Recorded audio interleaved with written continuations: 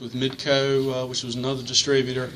Probably my fondest time was at St. Louis Music, and that was during the time when Crate and Ampeg had its heyday.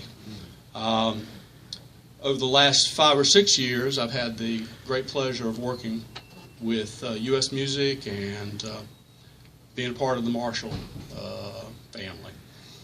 As of the 1st of June, I became exclusively the Marshall representative, and well, the Marshall family of products. Marshall now owns Eden Products as well as Natal. So that's the short story, short version of me. What's more interesting is the story of Jim Marshall. Yeah. How many of you know that Jim Marshall was actually a drummer? You did. He was a crooner. He was born in 1923. So when he got started playing professionally, he could sing. So because he could play drums and could sing, he was gigging nonstop, and made quite a career out of that. So much so that some of the up-and-coming players in England, like Keith Moon and Mitch Mitchell, to name a few, were his students, and he taught those guys how to play. That led into them wanting to buy drums, and there was a distributor locally. And the distributor, after a few sales, said, "Well, Jim, why don't you just sell these drums direct?" I said, "Well, okay." And he made arrangements to be able to buy the drums and sell to the students, which led to a drum store. Well, the drummers always have guitar players with them, and the guitar player, "Well, Jim, why don't you stock some guitars and amplifiers?" Well, it sounds like a good idea, so he did that.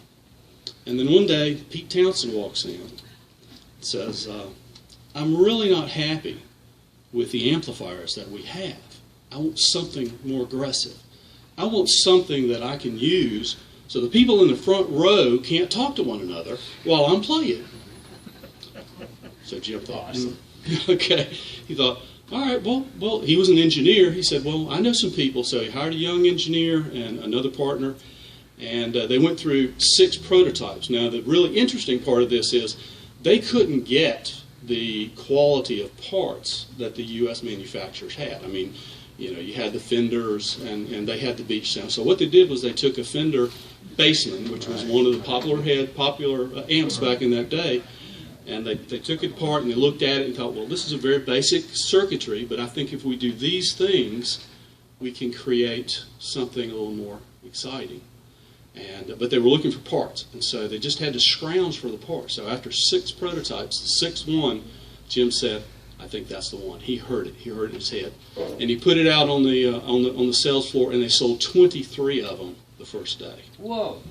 That one became the JTM 45, and that particular, that's number 1, what they call it fondly is number 1. Number 1 is in a glass case at the factory, but what's even more interesting is that the 2245 head that I've got sitting right over there is the JTM 45.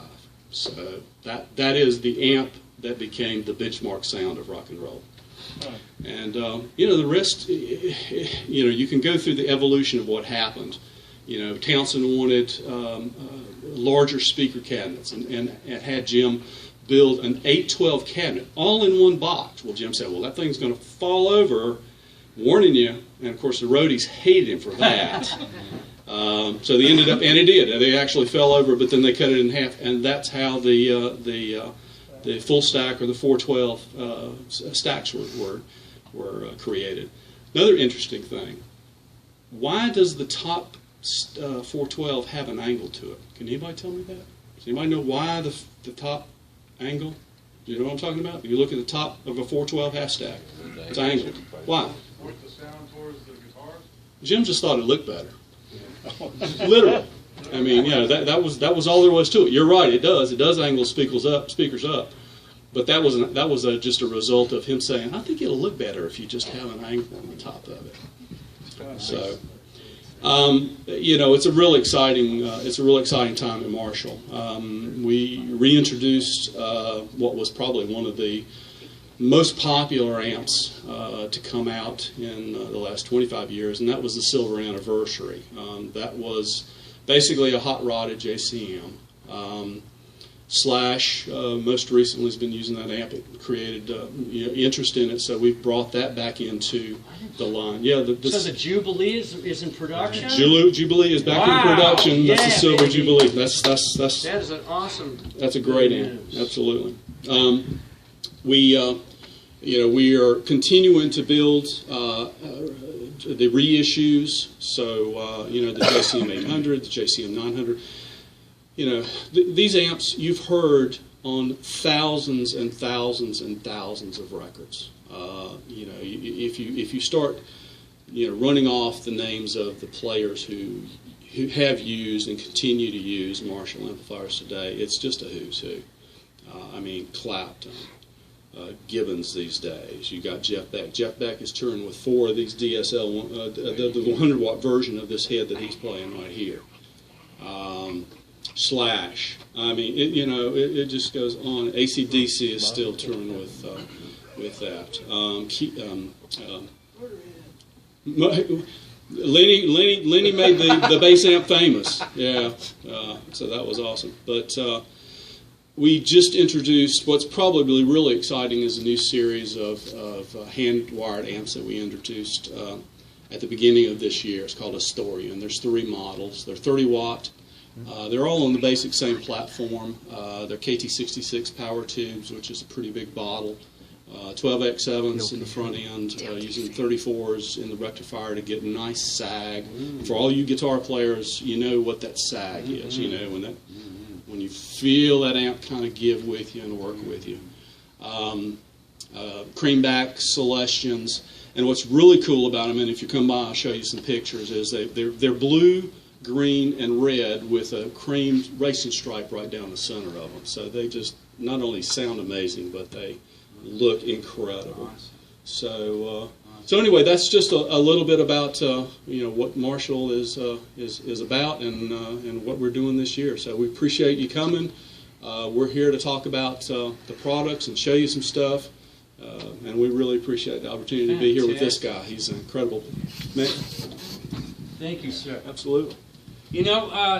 I've owned a bunch of Marshalls too, and I'm a huge fan, as you can tell. But one of the things, Vance, that I think is like one of the main cool things about the Marshall sound as we know it is that even though, as Vance mentioned, we all know tens of thousands. It's impossible to not name all the records they've been used on, but it allows the guitars to maintain an individuality.